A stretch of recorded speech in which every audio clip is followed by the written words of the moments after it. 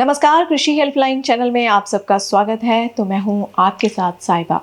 आज हम बात करने वाले हैं मक्का में पोषक तत्वों की कमी के लक्षण क्या हैं और इनको कंट्रोल कैसे किया जा सकता है। तो आइए फिर जानते हैं। मक्का की खेती खरीफ की फसल के रूप में की जाती है। यह अनाज वाली फसलों में सबसे बड़े दाने की फसल है। इसके दानों का इस्तेमाल कई तरह के खाद्य उत्पादों में भी किया जाता है। इसकी खेती ज्यादातर उत्तर भारत में की जाती है। अनाज के रूप में ये लाभकारी फसल है। मूल्यवान होने के बावजूद इस फसल में कई प्रकार के रोग भी पाए जाते हैं। ये रोग किसी न किसी प्रकार से पोषक तत्वों की कमी के कारण उत्पन्न होते हैं। इनके लक्षण फसल पर पहले से ही देखने को मिल जाते हैं। वहीं लक्षणों के आधार पर पोषक तत्वों की न्यूनता को पहचानना कठिन हो जाता है। विपरीत वातावरण, रोग एवं कीट आदि से उत्पन्न होने वाली व्याधियों के कुछ लक्षण इनसे मिलते जुलते हैं।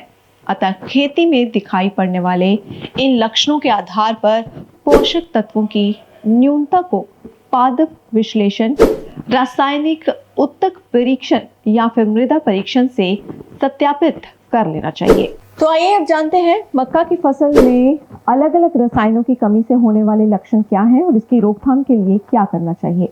सबसे पहले बात करते हैं नाइट्रोजन की कमी के बारे में। इसकी कमी से पत्तियां छोटी और हल्के रंग की हो जाती हैं। पीलापन पत्तियों के सिरे की ओर से प्रारंभ होकर वी आकार बनाता है।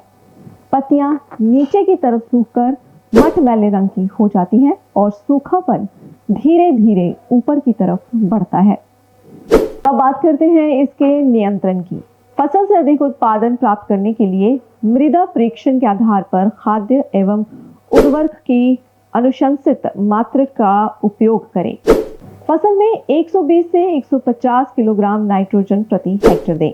नाइट्रोजन का 10वां भाग बुआई के समय पंक्तियों में सीड ड्रिल या फिर देसी हल के साथ 6 से 8 सेंटीमीटर गहरा करके दें। नाइट्रोजन की शेष मात्रा को 4 हिस्सों में विभाजित करके फसल की अलग अलग अवस्थाओं पर भी दे सकते हैं।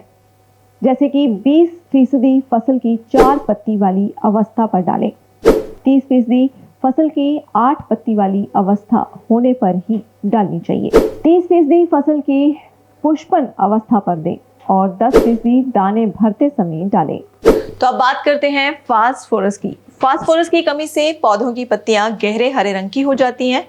पत्तियों के सिरे और किनारे लाल एवं गुलाबी हो जाते हैं। पौधों की वृद्धि धीमी पड़ जाती है और इनकी जड़ें कम निकलती हैं। इसके नियंत्रण के लिए फसल में 40 से 60 किलोग्राम फास्फोरस प्रति हेक्टेयर दें। फास्फोरस की पूरी मात्रा बुआई के समय पंक्तियों में सीड ड्रिल या फिर देसी हल के साथ 6 से 8 सेंटीमीटर गहराई पर दें। तो वहीं अब बात कर लेते हैं पोटेशियम की कमी की। पोटाश की कमी से पौधा एवं उसकी गांठें छोटी रह जाती हैं। नीचे की पत्तियों के किनारे शुरू में पीले और बाद में गहरे भूरे रंग के होकर सूखने लगते हैं। इसे झुलसन कहते हैं।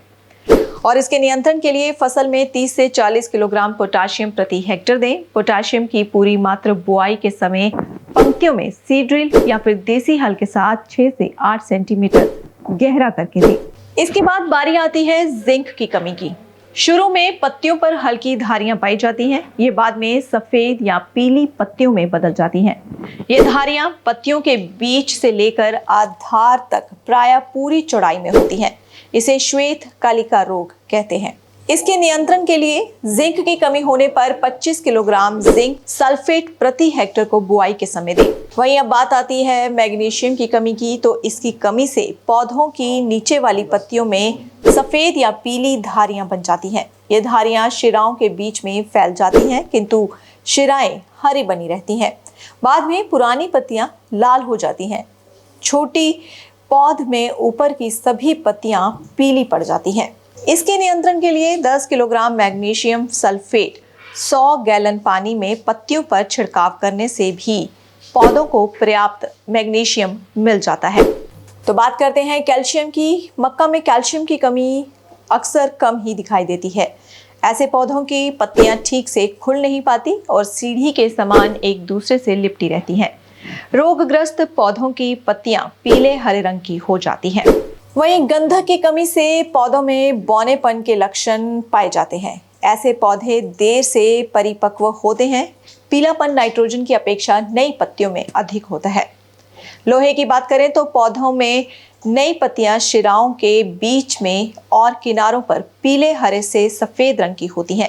ये लक्षण क्षारीय मृदा को छोड़कर अन्य दशाओं में अक्सर बहुत कम दिखाई देती है।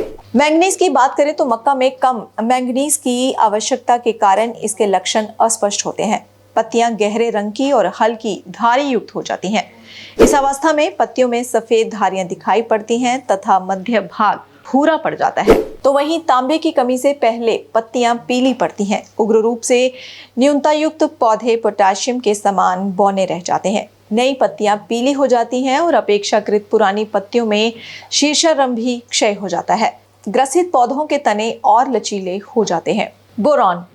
मक्का में पोषक तत्व की कमी के लक्षण बहुत ही कम अवस्थाओं में देखे गए हैं। शुरू में पौधों की नई पत्तियों पर शिराओं के बीच में सफेद नियंत्रित आकार के धब्बे पाए जाते हैं। ये धब्बे आपस में मिलकर सफेद धारी का रूप ले लेते हैं।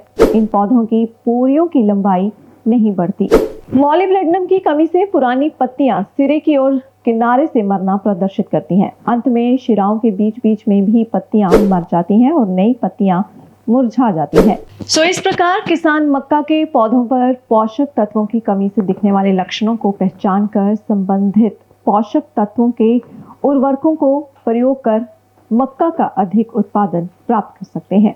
आज के लिए बस इतना ही। नई जानकारी के साथ फिर से हाजिर होंगे। तब तक के लिए मुझे दीजिए इजाजत। नमस्कार।